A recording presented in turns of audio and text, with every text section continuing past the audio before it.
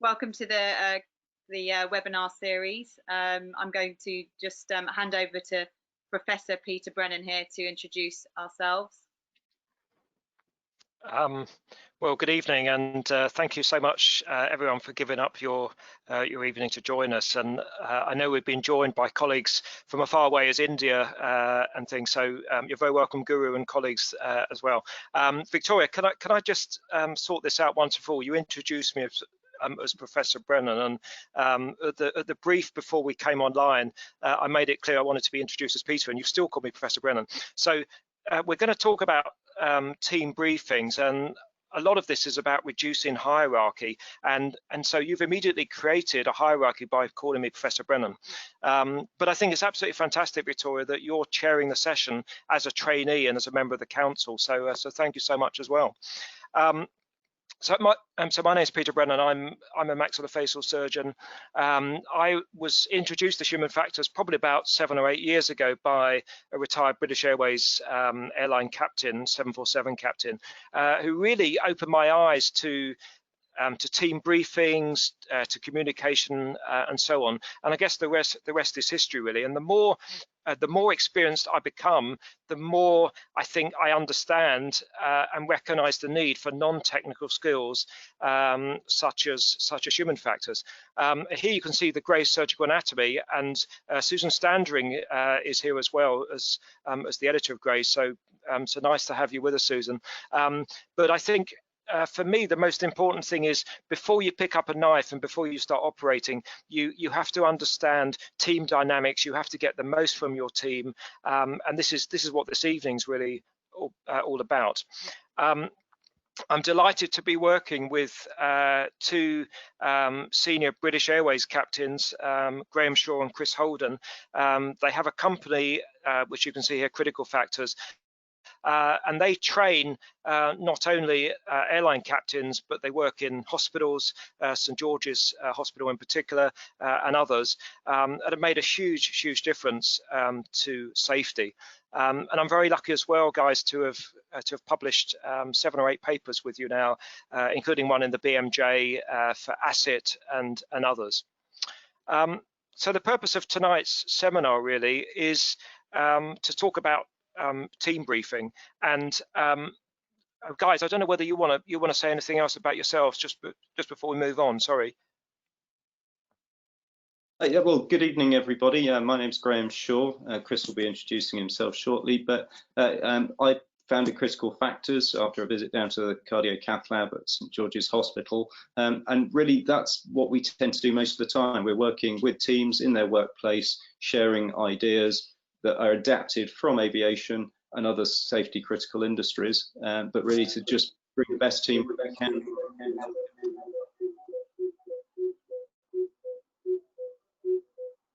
Yeah, hi everybody. I'm Chris Holden, working closely with Graham, and over the last 30 years been working with BA. The last 25 years of that's training, and the last 10 years has been trainer training with a real emphasis on training, assessing human factors within the workplace. And then over the last 5 years, I've been closely involved with Graham with the Critical Factors business, and particularly with the St George's Hospital.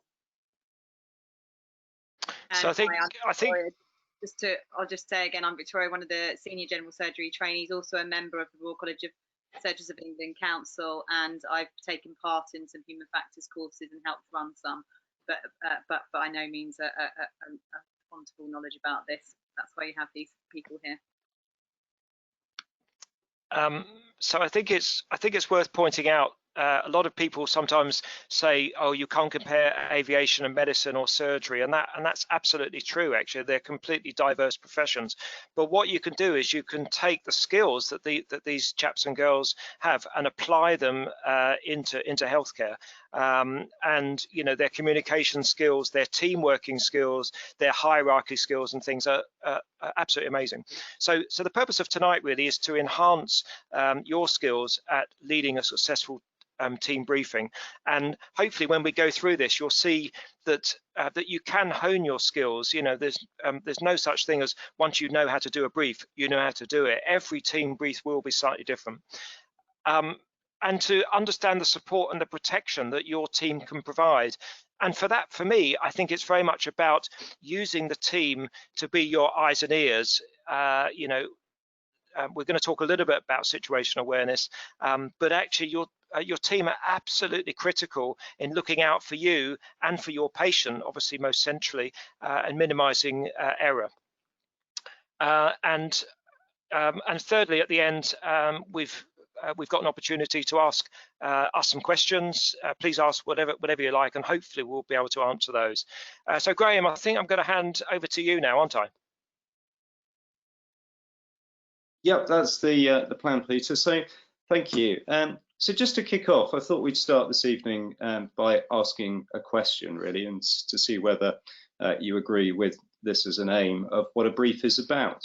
We're not going to poll the audience, there's no need for that, but it's just to help frame thinking as we go along. So the question, or the statement really, is that the aim of a brief is for a leader to disseminate information to the team. Do you agree with that or disagree with that? So maybe have a think about that as we walk through. So that's a question to keep in mind, but really what we're asking this evening is to understand why the briefing is so important. You know, we're focusing very much on the start of the day briefing as we'll go along, but actually briefing, as we'll see, can be in many contexts. And focusing on why in particular briefing is so important.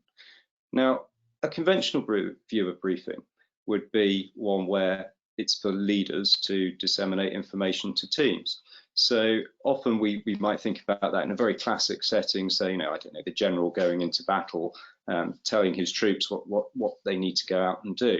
But actually, that model, as a fairly conservative view, has changed as professions have got more complicated and more complex tasks. And so we now really have a situation where their team really can exchange an awful lot of information through the leader. It's still leader-centric. I think, Neil, you've got the slide there for the sort of traditional view of how it works. But if we move forward to the model of leader being central with information flowing to and from, because all the team members really can contribute and share information.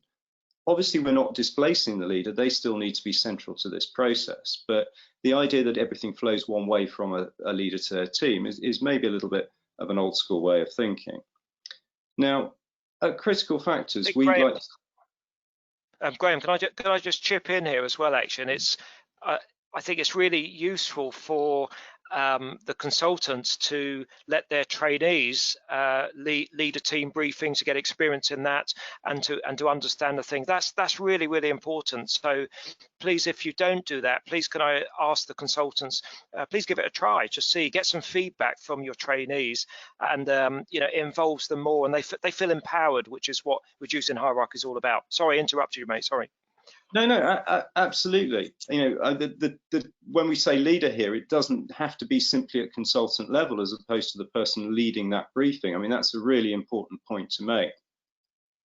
At Critical Factors, we take a holistic approach to the skill set that we as professionals in safety critical industries need to have, because these days, you know, we're dealing with complex tasks. The idea of, you know, the healthcare professional being able to do everything on their own is probably a bit of a historic situation now. So we're all interacting as teams, and we need a skill set that covers not just our technical skills, which sit in the grey boxes in the middle of that chart, but we need a whole range of skills to be safe, competent, professional as we go about our jobs. Now, the traditional view of just leaders conveying information is very much focused on situational awareness being passed from the leader to the team. But actually, there's an opportunity through briefing to do an awful lot more. Firstly, by making it two-way, by engaging the whole team, giving people a chance to speak up, we can build a real team situational awareness, sharing ideas. But in the process, we're also opening up communication channels to people within the team, so that if we can lay the foundations for that teamwork, get people comfortable to speak up, to say that they maybe don't understand something or have an idea for something. They can contribute far more, and we can move the whole team onto a kind of higher level at which we can all work together. And this can even go on, as we'll see later on in the videos, to shaping workload management as well. So obviously, as things get busy, our capacity to deal with new information, to cope with situations as they get busier, is more difficult. So the more we can plan ahead for that, the more we can actually think about how spikes of workload could be built up so that we can manage that. Again, the more we can actually get out of our briefings. And then when you stop and look at that graphic, you can see that actually, even technical skills aside, we can, within our briefing stage early in the day, we can actually really encompass an awful lot of the skills and knowledge that we have as professionals and bring them to the fore straight away, early on in the day. That's why briefing is so important. I think, Chris, you're going to expand a little bit more on those points. Thank you, Graham. Yes, so we'll look initially at just a broad overview of effective briefs, and then moving on from there, we're going to have a look at 3 video extracts of a sample brief constructed in a simulator lab at St. George's. So to start with, effective briefs, the first 3 bullet points here to bring up are at the team meeting stage of briefing. We're looking at the leader, but at ultimately everybody, to set the tone, but it's going to come from the leader to start with, for how the day will be run, and that's going to start right at the beginning of the brief. The aim of that is to lower the authority gradient. We saw a bit of that right at the beginning with Professor Brennan there, and to really construct the initial team foundation. So referring back to Graham's original graphic on the previous page, we'd put those 3 elements into communication and leadership and teamwork competence.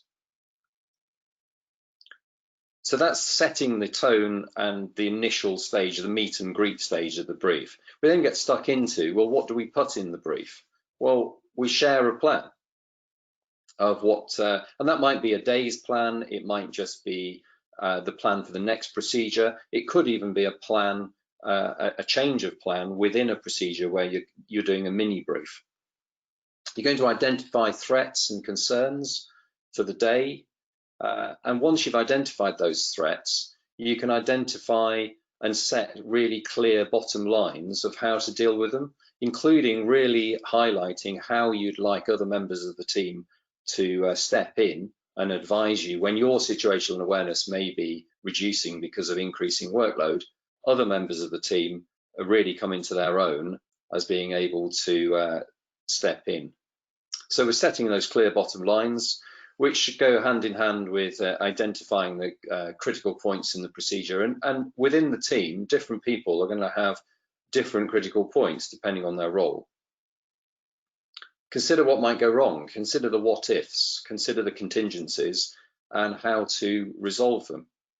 And all the way through this brief, we're inviting the rest of the team to contribute to the brief. Chris, can I just...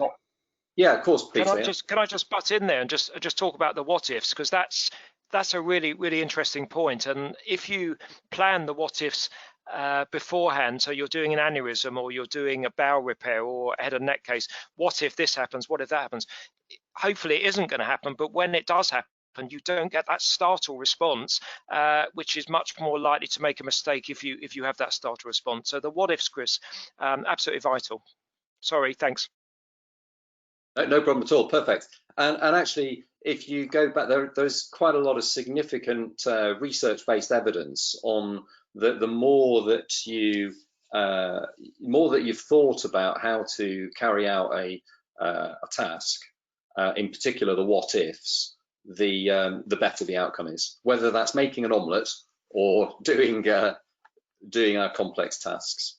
So looking at that big list though of bullet points, you could think, well, that's quite a lot there. So it is still important, of course, overall to keep them concise and relevant, because we're all human beings and there's only so much that we can take in. So keeping them concise and relevant, covering those what ifs, really important. Moving on then, the restrictions on an effective brief or the things that will control how much the content, etc. So what type of brief are we giving? Are we giving a beginning of the day brief? Are we giving at one extreme, and the other extreme being some hot brief in the middle of a procedure? The time available, the complexity of the case, the risks associated with the case, which feeds back into Peter's what if points. Then we come into previous experience. So really the experience of the situation and the familiarity experience of the team, because you may well be working with a very new team or new team members. On the other hand, you could be well practiced in that particular thing. And finally, just bringing it into the current situation, effective PPE. So here we're really looking at not so much the risk of PPE once you're in the procedure. It's actually talking about highlighting the risks in the brief itself. And I'll hand that over to Peter because you use the stuff. Yeah, I mean, all of us in surgery are using PPE to a lesser or greater extent, depending on the risk. But I guess particularly for us in the head and neck, so that's a full PPE outfit. And yes, it does reduce your hearing. It reduces the non-verbal clues. It reduces your peripheral vision, and I mean, you really need to emphasise that, I think, at the brief, and you need to say to perhaps the scrub nurse or the runner or whoever it is who, as we mentioned earlier, is going to be looking out for you. Look, I might not hear what you're going to say. Please look out. And I think at the bottom there, we talk about tiredness, heat, and dehydration. I don't know if you're aware, but if you lose 1 to 3 kilograms in body weight through loss of water, your cognitive function falls by about 20%. So this is going to fall very, very slowly, and probably you're not even going to realize it's going to happen. So the importance of taking a break and emphasizing that to the team at the start, and empowering the team to say, look, I'm feeling really tired, please can we take a 5 or 10 minute break? I know it's difficult with the doffing and going away and things, but that really can make a massive difference. So actually empowering the team at that stage to say, look, please, I don't know, 3 hours in, please can I take a break, Peter, because I'm feeling tired, and that's perfectly acceptable. Thank you, Chris. Thanks, Peter. So just staying on that PPE focus then, and looking at the competency framework again, you can see from what Peter's saying there, it affects all 4 of those competencies. It's going to affect your ability to maintain situational awareness within the procedure, which then could impact quite significantly on your workload management. There are clearly communications issues around wearing masks, and the wider teamwork issue of all being in it. So moving on, we're going to have a quick look at a short video, very short, about 40 seconds, this first one. It might seem very, well, it is a very simple video, but while we watch it, we're just going to have a look at the tone that's set at the beginning, the use of names, whether there's eye contact, open questions, and whether there's time for the team to respond. And this is just right at the beginning, an introductory team meet bit. So there's no technical content to it. It's just really saying hello.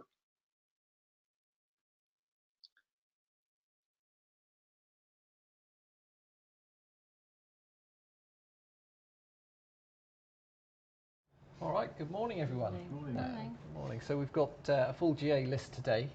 Before I go through the cases and address any technical concerns, we'll just do a quick round of names. Got a couple of new faces. So I'll start. Manav, cardiologist. Adriana, cardiac physiologist. I'm Neil, the nurse. Megan, radiographer. I'm Ben, the anaesthetist. Okay, perfect. So before I go through the cases, are there any technical or equipment concerns? Yeah, the B plane's out now, so I'm sorry we can only have a single plane for the case. That's okay, fine for me. Anything else? No, mapping system is ready to go. Good. And any concerns from the anaesthetic? No. All right, perfect.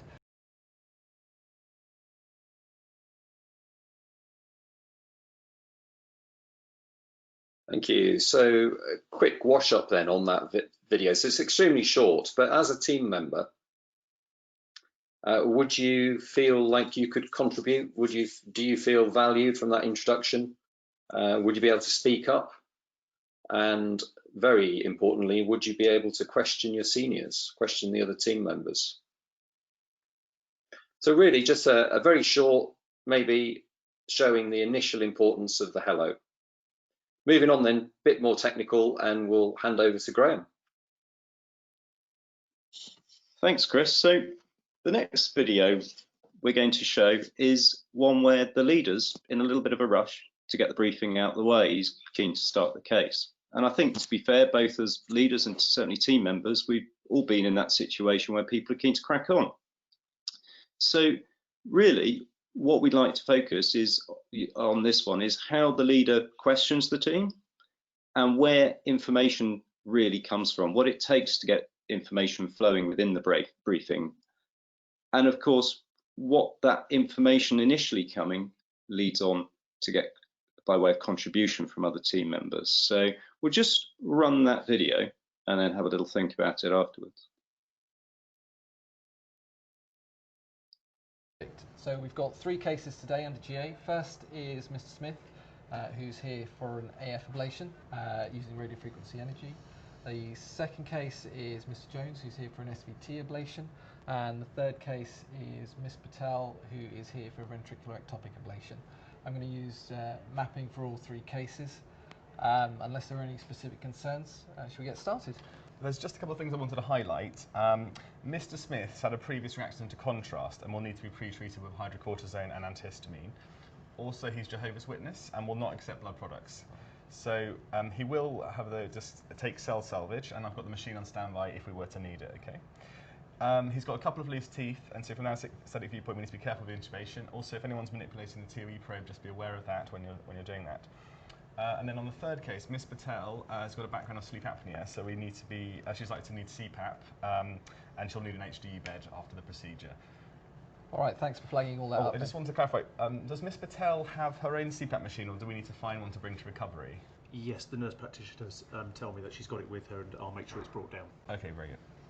All right, any other issues? Oh, I've noticed we've run out of isoprenaline. Is there an alternative you could use? Okay.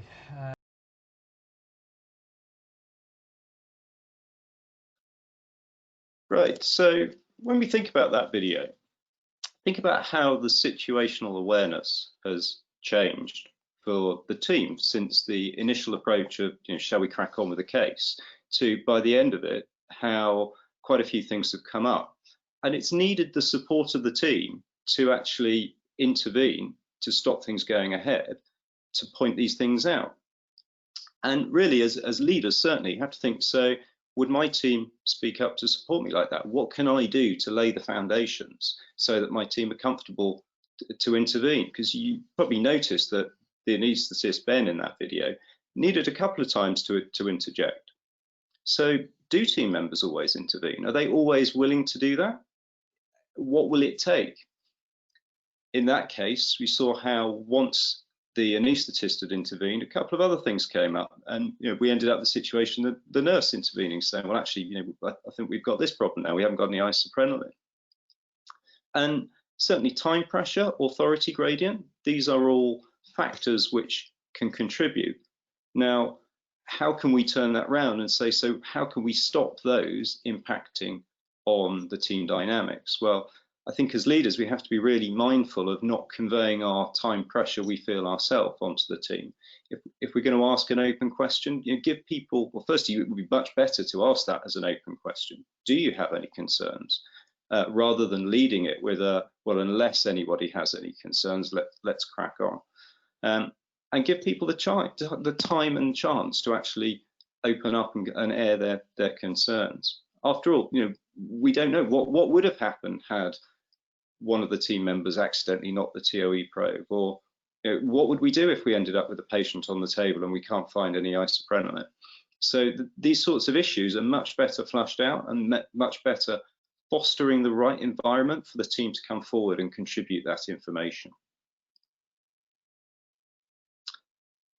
In the next video, Graham, can I just Yeah. Can I just interrupt you actually, as I'm allowed to do it because you've empowered me to do that at an early stage. One of my friends and colleagues, Mohammed, has just sent me a text message to say the videos are quite muffled. So I don't know if there's any way, Neil, that you could turn the volume up perhaps on this next one, please. I don't know if anyone else is not hearing it as well, perhaps. Sorry, Graham. No, not at all. Thank you for that, Peter. Obviously, I wasn't aware of that, so thank you for upping my situational awareness.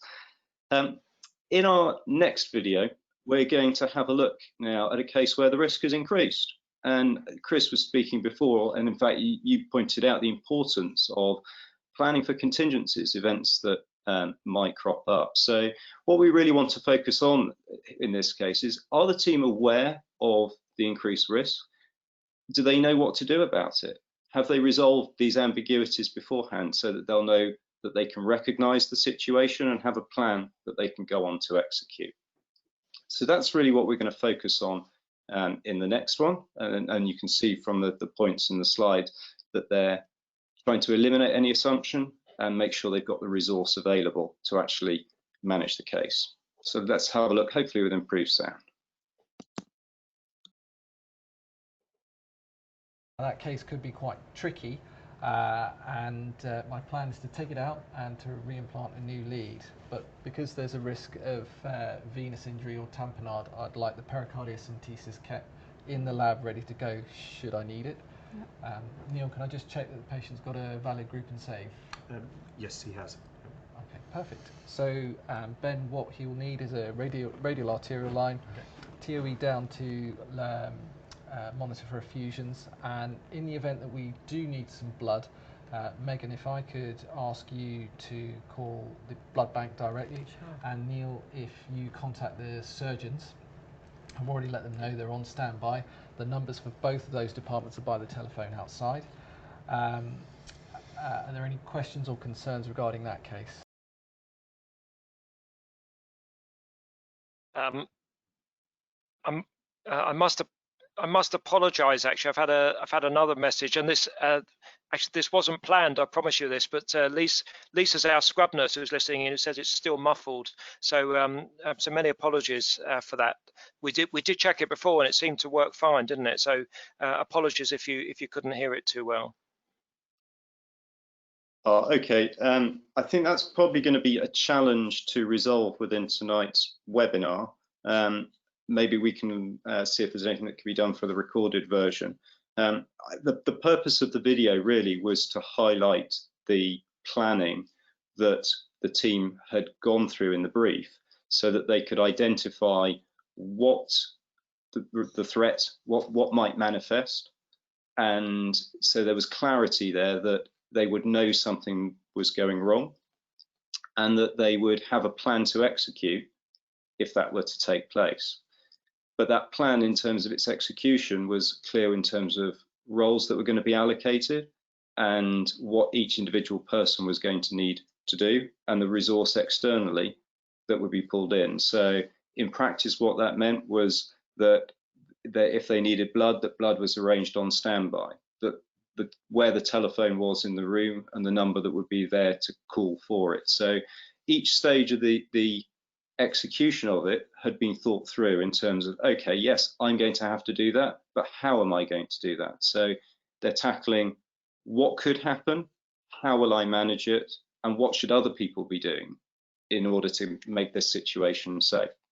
So they'd fully planned for their situation. And actually, even if that wasn't the situation, perhaps another emergency situation came about, there's plenty of evidence that suggests the very act of preparing for perhaps the most likely contingency enables the team to come together to overcome initial startle of whatever problem comes up better and actually start working together effectively as a team dealing with the next situation that's evolved, because they've already established roughly how they're going to work together and the sort of things that they're going to need to pull in. So hopefully there's been some value, at least in talking through this, and perhaps if anybody did manage to hear it more clearly, to relate to that situation so that you can learn from that to think about how you plan your own contingencies in your own briefings. It seems, Graham, it might be in different parts of the country. So John Bowden's a good friend of mine down in Exeter. So he's just messaged me to say it was fine there. So not quite sure what the reason is, but apologies to anyone that didn't hear the videos properly, and we will try and rectify that. Thank you. Thanks, Graham. So just one point there from jumping back to video 2 that Graham played, where the initial approach to the team leader was to say, okay, I've got 2 or 3 of these cases, let's go.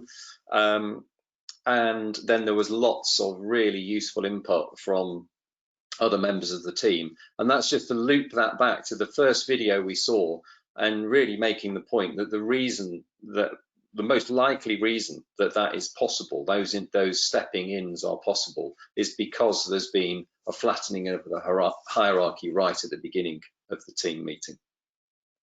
So we've seen today the briefings they're a forum for everybody. They're for the whole team. They're not just for the leader. They're for the whole team to improve the situational awareness. And it's important that we understand really that situational awareness is only as the team situational awareness is only as high as the person with the lowest level of situational awareness. So we need to share as a team to bring all of us up to the same level. Leaders set the tone. We saw that in video 1, which then allowed lots of really useful input in video 2. And in video 2, we saw that actually team members held some really quite critical information, but the whole team need to access it. And planning ahead, so going back to Peter's point earlier on, really planning ahead to those what ifs, drilling down, discussing them, and then drilling down to how you're going to manage those what ifs, really important.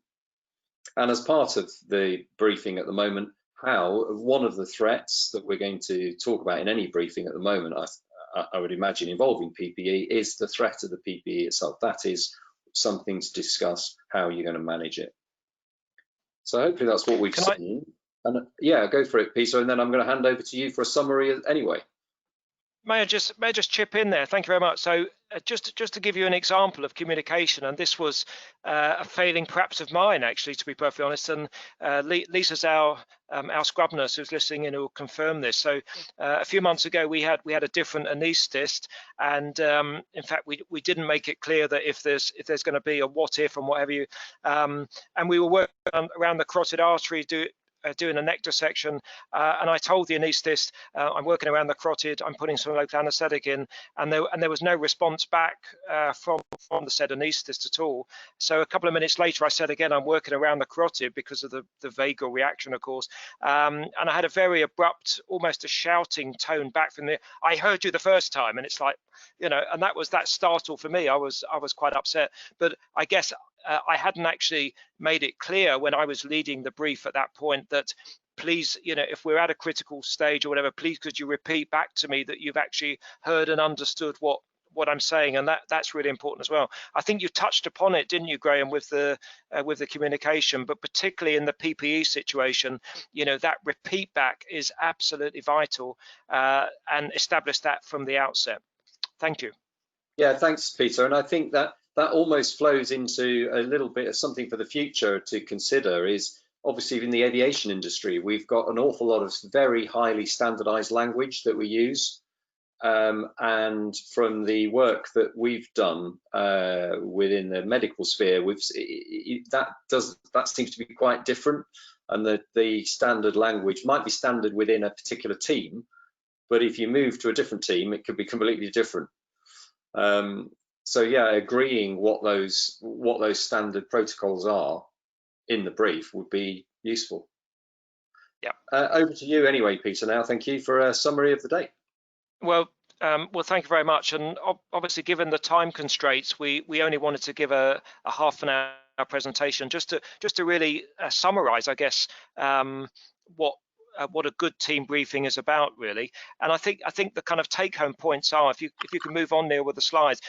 set the tone right at the start. So so we talk about emotional factors, and if you've had a bad night, if you've got marital disharmony, whatever it is, and you come into work and you carry that into the theatre, the tone will change because of the team leader's approach. So set the tone, lower the gradient from the outset. That's really, really important.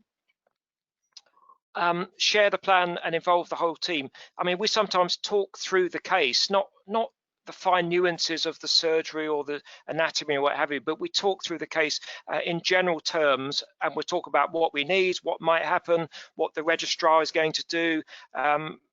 Again, we talk with registrars and things about cognitive overload, and so our trainees may be doing a procedure for the first or the second time, and they will reach that saturation point much quicker than someone like myself who's done 200 procedures or more, and actually empowering them and making them realize that actually it's okay if they're feeling tired and they want to stop, or if they want to push the boss out of the way and do a little bit more. And again that's an area for a future webinar perhaps. But involving the whole team, I can't emphasize enough, involve the whole of the team. And as Chris mentioned, the what ifs, identify those threats, and actually then you've got the solutions ready in your mind, so that hopefully we don't have a major complication. But if you do, you haven't got that startle reaction, suddenly go in and snip a facial nerve, or cutting something, a ureter or whatever it is, cutting something that you may regret later. Certainly in robotics, we're starting to do a bit of work now around human factors in robotics, and people sit on a remote screen and they're very distant from the actual procedure, and again working through those what ifs, absolutely vital. So I think probably that's about all we wanted to say, guys, isn't it, really? And thank you so much, Victoria, for chairing. That's okay. I'd like to kick off with the first question, actually, if I may. I think it's brilliant guidance here, and anyone that's watching this, or any, let's say, consultant for now that has been on a human factors course, they're already halfway there because they've had this information given to them.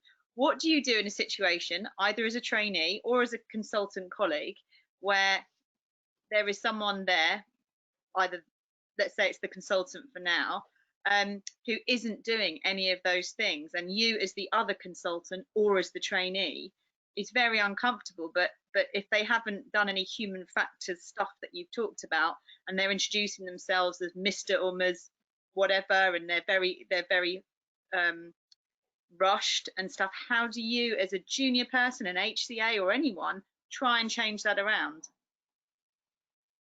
That's what I think is one of the most difficult things to overcome. Yeah, I think a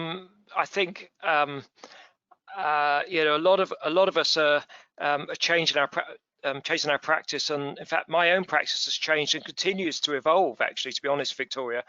So human factors is not going to suddenly change overnight, and I think Graham and Chris, you're confirmed that aviation, it hasn't been an overnight change. There's been a gradual change, but perhaps at the time is maybe not to say to the consultant or the senior trainee at the time, hang on a minute, do this. Perhaps a quiet word afterwards, and a lot of this is actually by diffusion and osmosis.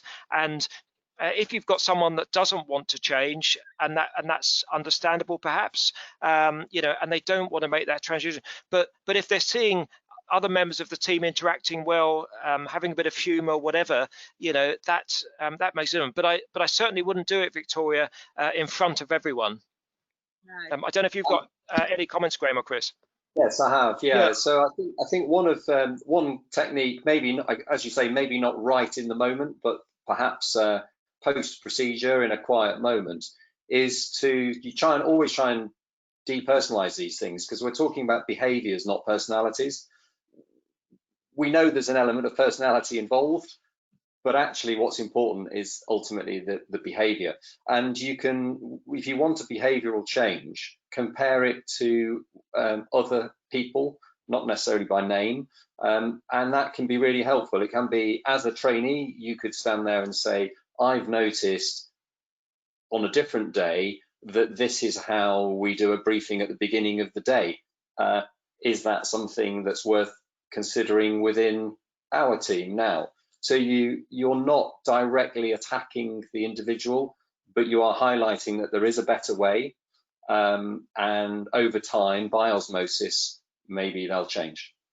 Is there anything that can be done sometimes in a more acute situation where you feel that you're being rushed, you feel uncomfortable with the briefing, you don't necessarily feel empowered because they're a scary senior someone or other? Is there anything that can be done at the time? You know, it's the reason that the never events happen and the wrong kidney's taken out on the wrong side when the HCA and the medical student notices it is because they don't feel empowered.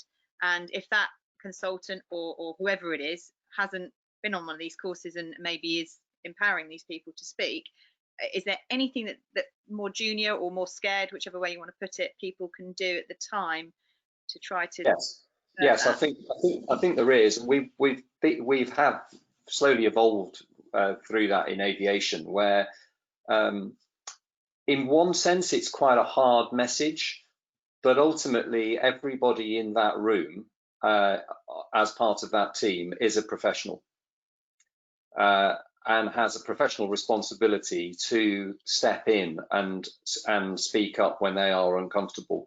And I know it is quite a hard message in some ways, but that initial the more you do it, the easier it becomes. And that initial day, that first day when you stand there and say, actually, I'm not quite ready to start yet because I don't know exactly what we're doing here, will be difficult, but with practice, it'll become a lot easier. And ultimately, everybody, as I said, is a professional in that room. I think that's where that graphic that we put up earlier on, showing all of the competencies that every professional needs, you know, one of them is professionalism, and it's really important that I think it's fair to say in aviation everyone has that sense of owning the responsibility of the safety of the plane, and really it needs to be sensed and accepted throughout that, you know, if you are a professional, you have to care for your patient, you have to fight for your patient sometimes, and it does need courage. You have to be brave enough to do that. And even in that video, you could see how the anaesthetist was being a little bit pushy, a little bit forceful to get their point over. And it's getting people to step outside of their comfort zone, recognizing that actually, no, I have a concern. I have to push through that emotion that's holding me back of standing out. And there's a small possibility, you know, maybe you're wrong, but you're doing it for the right reason in flagging it up. And I think in honesty, I think most people would respect you for having that courage to stand up and say, do you know what, I don't understand this, or I'm not sure, or I'm concerned about this. Graham, can I just add one final comment to that, which is that the other end of this spectrum is where you have a team that performs really well, and Peter, I know, talks about this a lot, is that when people do step up and say and intervene or step in and highlight important information, thank them. It is really important that they are thanked. Yeah, I mean, I don't know. Obviously, no one's flying at the moment, but I asked the cabin crew on a flight recently, whenever it was a few months ago, and the captain actually said, "Cabin crew, thank you very much indeed," and Dorset Mannion and Crosscheck. And I asked one of them, I said, "What do you think about that, Captain?" And she said, "Well, he thanks us. You know, he publicly thanks us. He makes us feel fantastic." Now, I know that some other captains may well thank the team afterwards or whatever you, but for myself as a passenger, I thought fantastic. It cost nothing to thank, and it made such a difference, you know. So that's the first thing. In terms of the escalation where you feel uncomfortable, Victoria, about you taking the kid. Well, you're not going to take the wrong kidney out, but someone taking out the wrong kidney.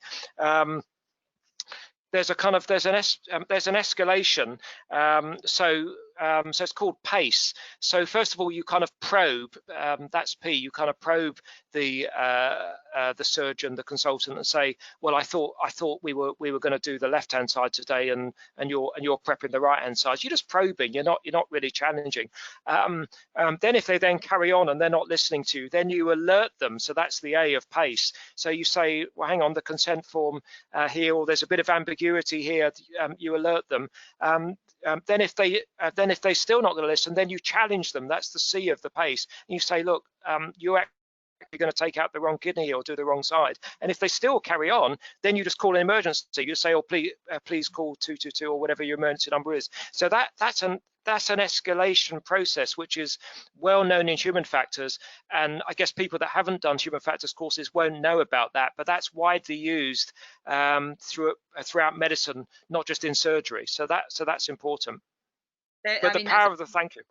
Yeah, power of the thank you, and it's a brilliant example. But you know, if you've ever seen that reenactment video of just a routine operation where you've got the nurses there and 4 consultants trying to manage the airway of a 32-year-old lady, and they did do the PACE, they did do it up, and it still didn't work. And although that's a very extreme situation, this can be very difficult, which is why I think human factors is so important for everyone to be aware of and maybe go on a course, because then at least they might have in the back of their head, okay, hang on, I'm really being told now by a scrub nurse or whatever that you know, should we be calling a or whatever. So yeah, it can be very tricky with the characters that you get in, let's just say, theatres for now, or in surgery. So we've just literally, Graham, myself and Chris, and one of the Red Arrows, actually, we've just literally published an article about situation awareness for individuals and teams, and it's just literally published in the last week, and I guess we can circulate that to attendees. But in that case you've described, Victoria, the whole team lost the situation awareness, and you know, and we talk about, you know, literally stopping just for a couple of seconds and actually stepping back and regaining that situation awareness. And even on the flight deck, Chris and Graham, you know, there's very few instances, isn't there, where you can't stop just for a couple of seconds and give you a tiny bit of thinking time rather than making that startle, that reaction. Yeah, in a workload management competence, the very first bit of it is calm, methodical, and not impulsive. And so you're constantly trying to make time. And as you say, very, very rare that there is no time. And in aviation, we have a limit. On the aeroplane I fly, we've got 10 drills that are memory items that have to be done in a timely fashion. Everything else we can not necessarily do at a lazy pace, but it's bit more time. And I think I'm actually going to challenge Chris here, because he's promised us a spin in the 787. Actually, there's several parts at Bournemouth, if you remember, and I keep on wanting to try and pinch one. You've promised you take us for a spin, actually, but so I'm actively challenging him now. I'm joking. I think though, where we're talking about a sort of, you know, a potential loss of situational awareness, I think that's really important to recognise the need to step back and survey, and you know, start from the patient and identify, you know, what is critical, and then start rebuilding your situational awareness from there.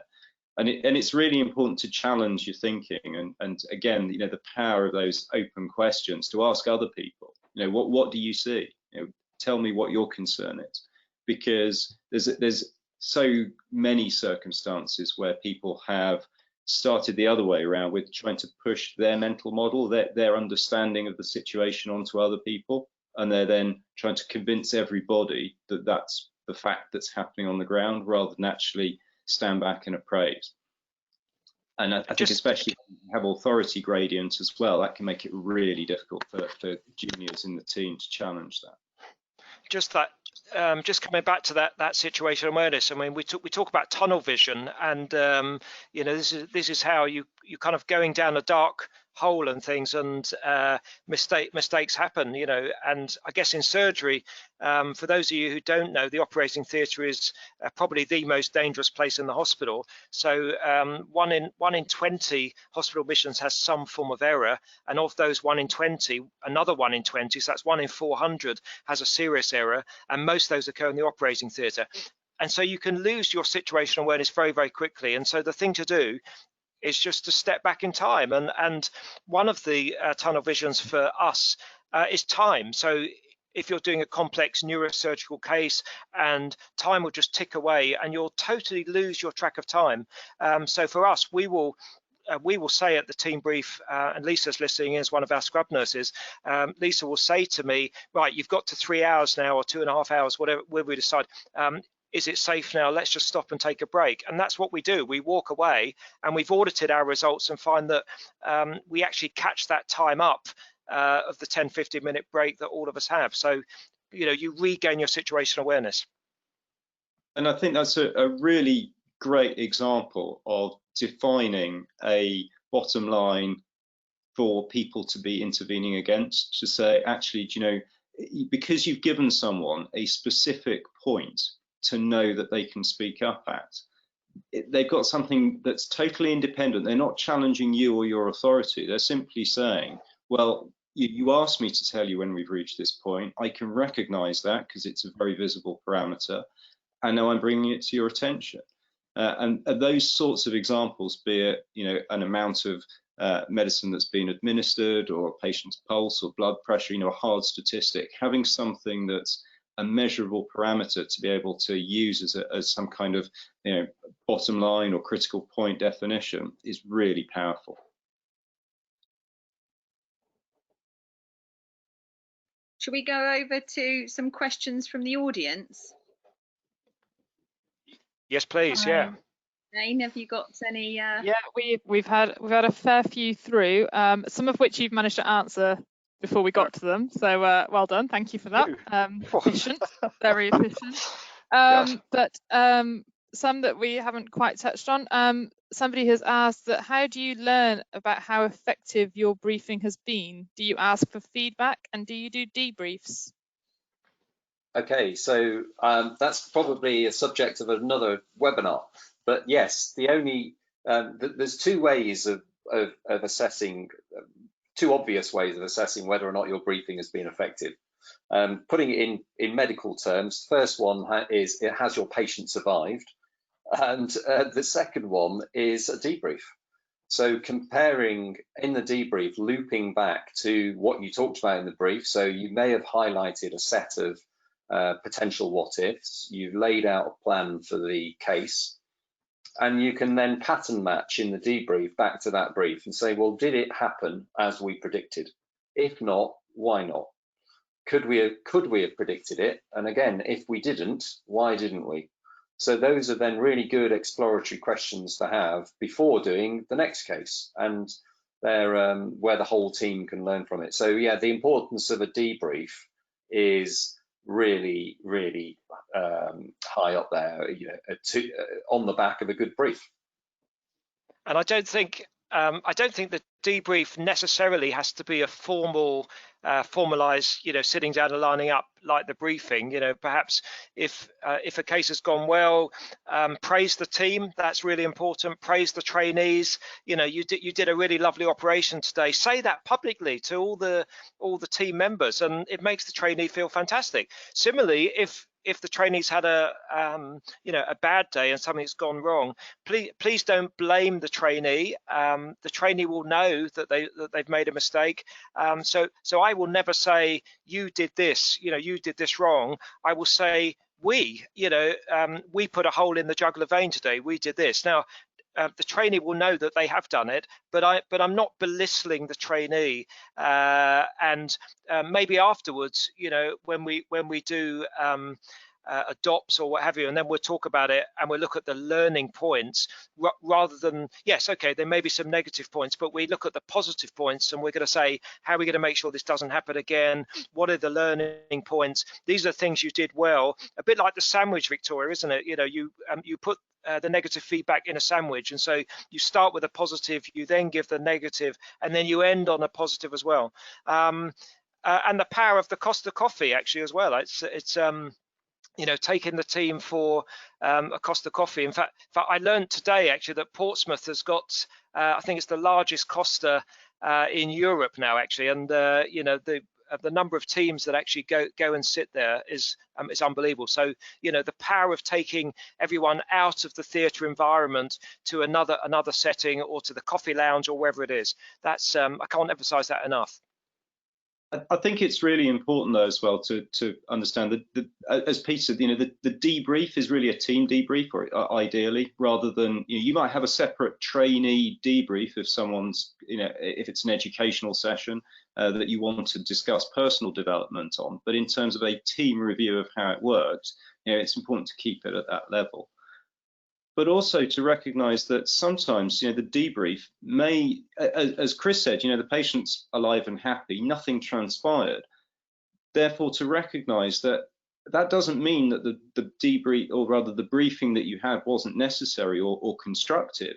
Planning for a contingency that didn't take place is not really time wasted. The fact is you laid the foundations so that if it did happen, you were prepared for it.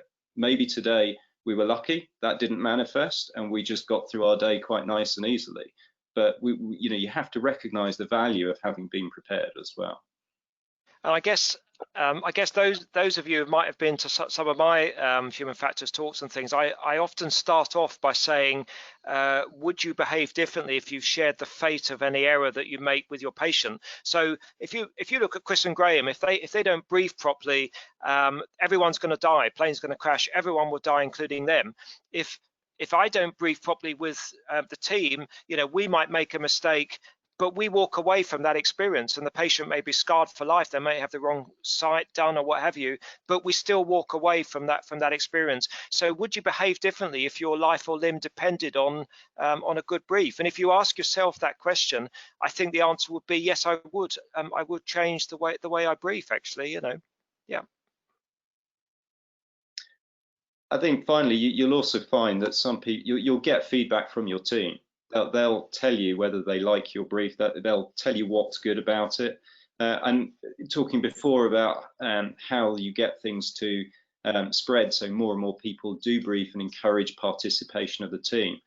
Ultimately, you know, we all know who our role models in our workplaces are, the people that inspire us, and they're not necessarily eminent. It's not about their status in that sense. It's the fact that you know who you enjoy spending your day with, because the day seems to go easily but very professionally. So you'll get that sense of feedback of what people like, what is working for them. Thank you. Jane, are there some more questions that come from the audience?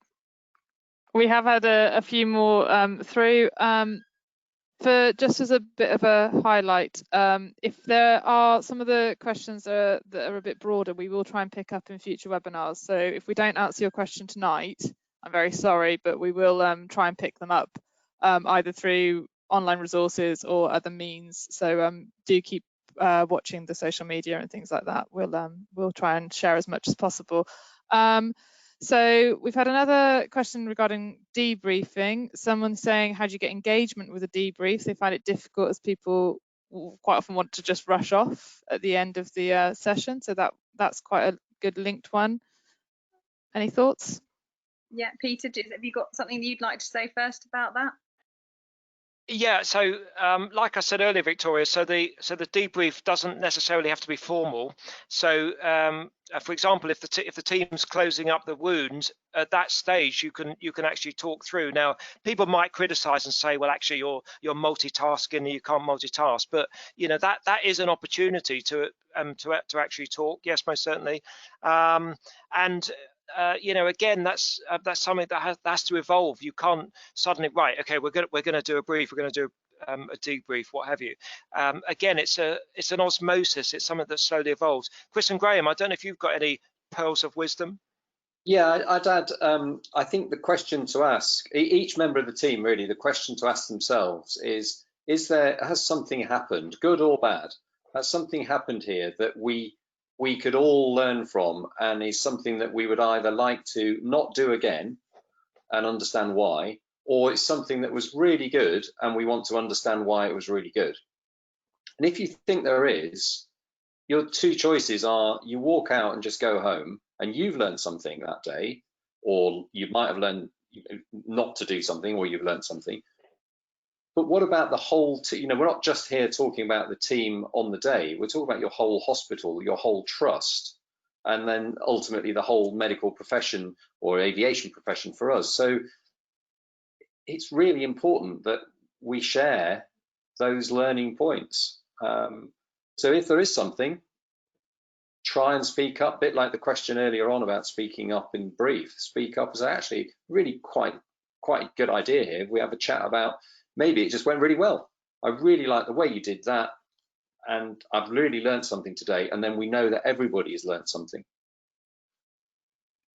I think there are some principles from briefs that work really well with debriefs as well.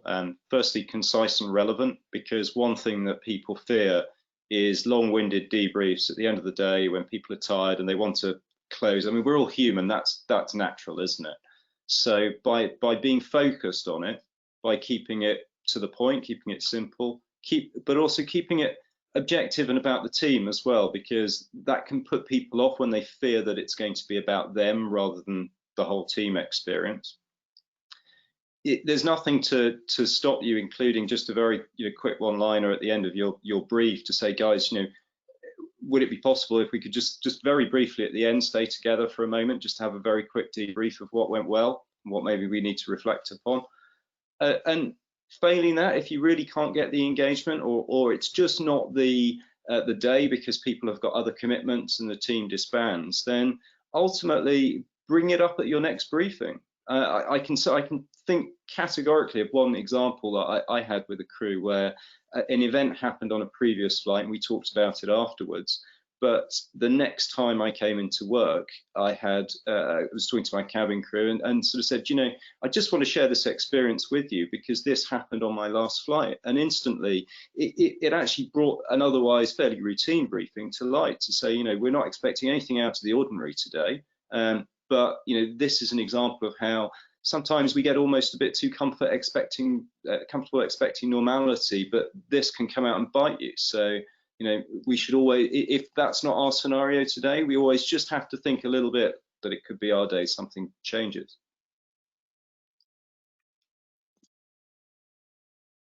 Jane, are there any more questions that we can get through? Or I'm mindful of time, but I'm just going to ask one last question, and then, like I say, we will try and follow up after this evening. So just get to the right screen. Apologies. So we've had somebody sort of comment and then asking for a few tips. So asking people in your team to repeat back what I've said can sometimes come across as a little condescending. How would you recommend avoiding that? What kinds of phrases, other tips to facilitate closed loop communication without causing sort of condescension or upset? I'm going to ask Peter to answer that first from a trainee's point of view. Yeah.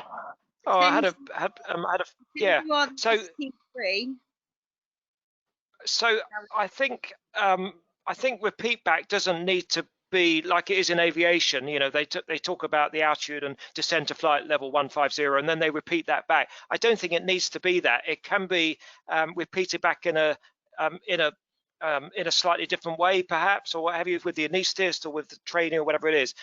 So it doesn't need to be perhaps as anal. Perhaps that's not the right word to use, is it? But it doesn't need to be so formal, perhaps, as it is in aviation. Again, when there are critical steps, when you want, particularly with the PPE and things, when you want to make sure that it's heard, empowering the team at the brief, right, I'm going to say this, okay, I'm going to want repeat back. I don't necessarily mean I want you to say word for word what I've said, but, you know, just a rephrase of the word, yes, yes, okay, I understand you're working around the clock. Yes, I'm doing that. Yes, I'm going to monitor the blood pressure. That instantly tells me that they've understood what I'm saying, because I work around the carotid. Do you see what I mean?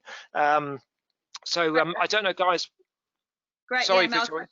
Graham or Chris, if you are flying with a co-pilot that's on their first day, very green, very nervous, but they've maybe held the briefing, I don't know quite how it works, Yeah. but you're in this type of situation, how do either they handle it if you've got this flat hierarchy, or how can you try to how can you teach them to handle it? Yeah, so I think the first thing is often it's perhaps surprising, maybe it shouldn't be, but it's surprising how much people know. So your team members may well know 80, 90+% of what you want to talk about on that brief. So rather than tell them, ask them. So we're going to do this procedure today. What do you think is going to happen? What do you think I will be doing? What do you think you'll be doing? And if they then give you 90% of the right answer, you've made it concise and relevant. You've also checked you now know that they know what they're doing. And it leaves you then as the team leader to just color in that last 10% of, yeah, okay, that's really good. You can also thank them. It also demonstrates their knowledge, etc. And then you can just add on that, okay, excellent, but there's just this, and this I'd like to add.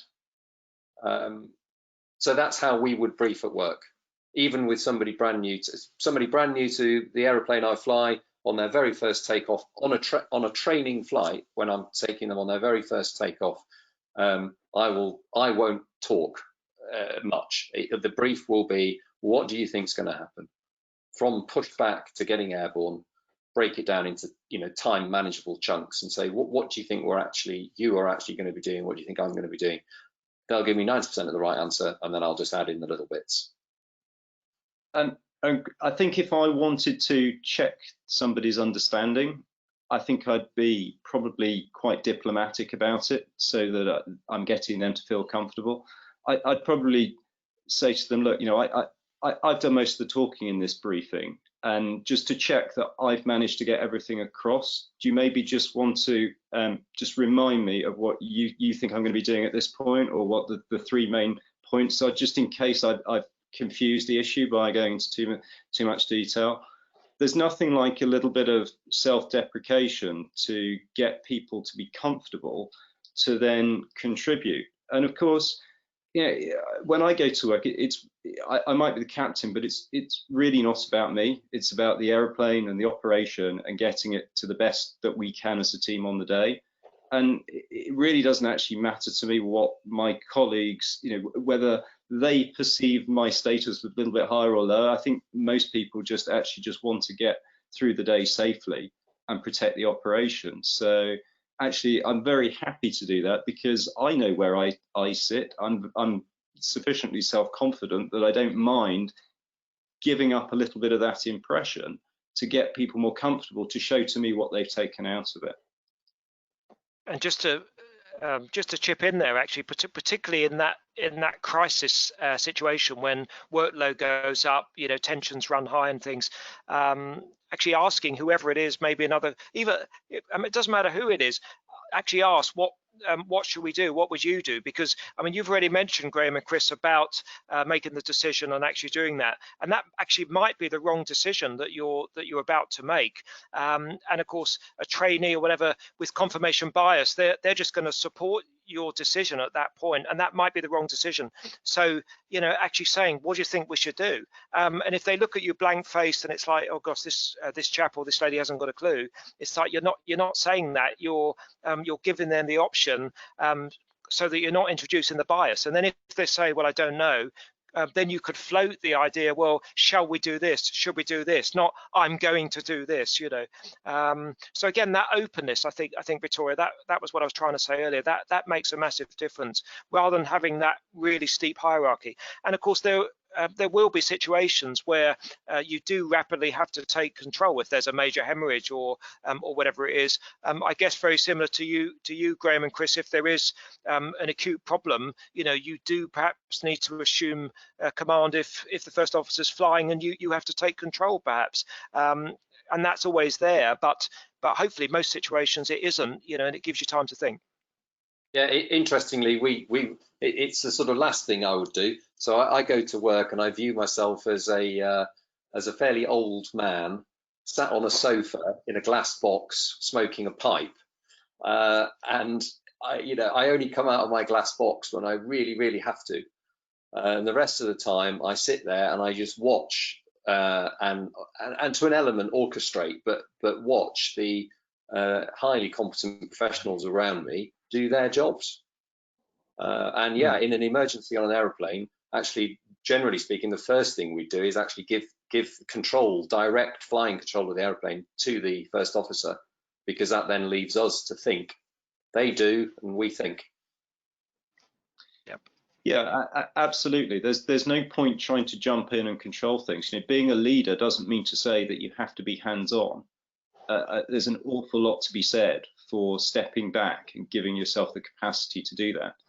And really, this image of me or one of another captain jumping in, actually, it's as much making sure that if the first officer needed to jump in, they're comfortable to do that as well, because they're there to protect the operation and to protect me in the process. So, it's very mutual. Thank you. That's really helpful. Jane, any more, or how are we doing for time now? We're running over a little bit at the moment, so I think if we can wrap it up there. And there's very much with the human factors.